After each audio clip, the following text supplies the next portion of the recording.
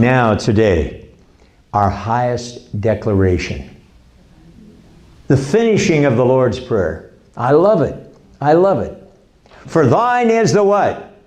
Number one, his right to rule. His right to rule.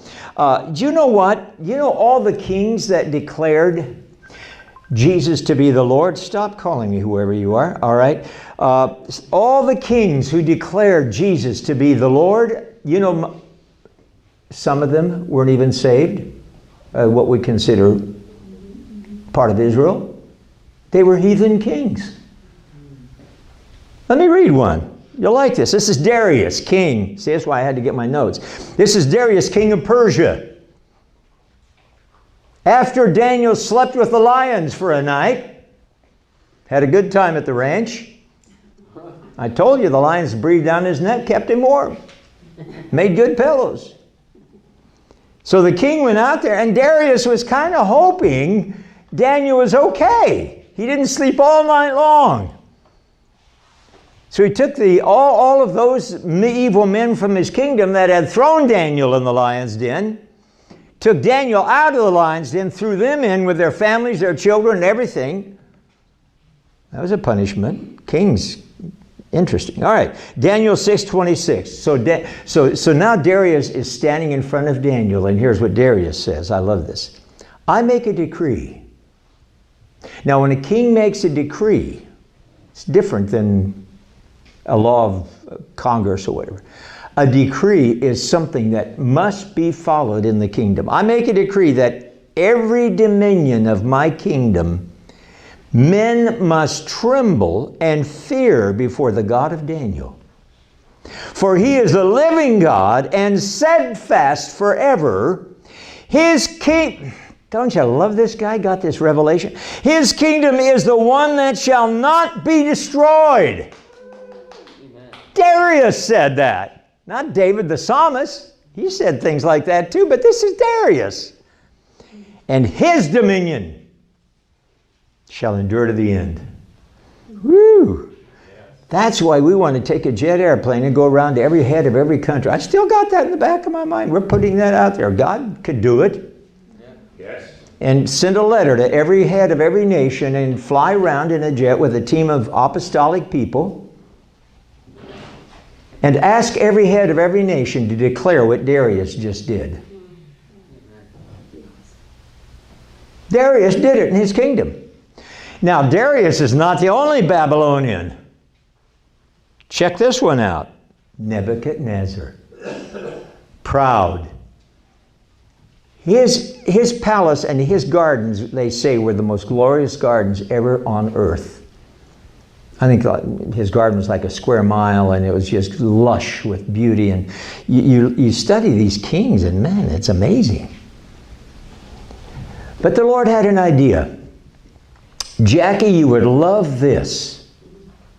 He ate nothing but grass for 7 years. He was totally alkalized. And the alkalization of his brain brought his memory back. I took my grass this morning. I did, Jackie. I have now ever since I got back from Africa. I don't miss a morning. I told my wife, don't run out of grass. Now, this is not the kind you smoke. And by the way, I brought a picture of my grass, my lawn, my kingdom lawn. I've been speaking over my whole yard for a long time, declaring the kingdom of God. See, all nature is waiting for the manifestation of the children of God. Speak to your plants. Okay, you got to clarify you're not cutting your lawn and eating it. No, thank you, Jack. But I'm going to show a picture in a few minutes if I can bring it up here. You got to see this grass. It's unusual looking. It's so beautiful. My grass is kingdom grass. Check out Nebuchadnezzar. So at the end of this period of eating grass, and at the end of the time, I, Nebuchadnezzar, lifted up my eyes to heaven, and my understanding returned to me. And I blessed the Most High and praised and honored him who lives forever, for his dominion is an everlasting dominion. And his kingdom is from generation to generation. Nebuchadnezzar, kingdom man. I love this, don't you?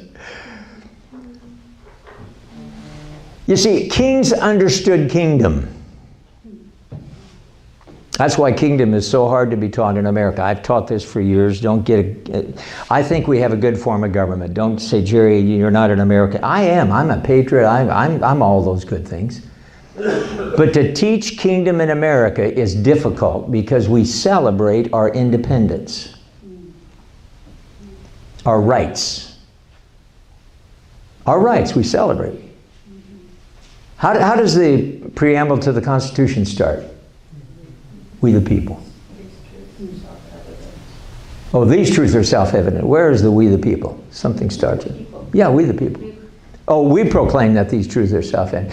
So I think the best form of government is what we have because of the evil hearts of men, there has to be a check in government of one branch to the next branch to the next branch. So the executive branch needs to stand accountable to the judicial branch, which needs to stand. So all the branches of government have to balance themselves out because men's hearts are so evil. But Jesus never took a vote of his disciples.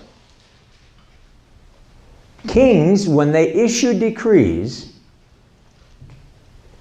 you see, it doesn't take a whole form of a bunch of government individuals under a kingdom. A king has ultimate power over everything. That's why these kings could understand kingdom. And they would say, we've been trumped by another kingdom. We've been trumped by another kingdom called the kingdom of God. We thought our kingdom was powerful.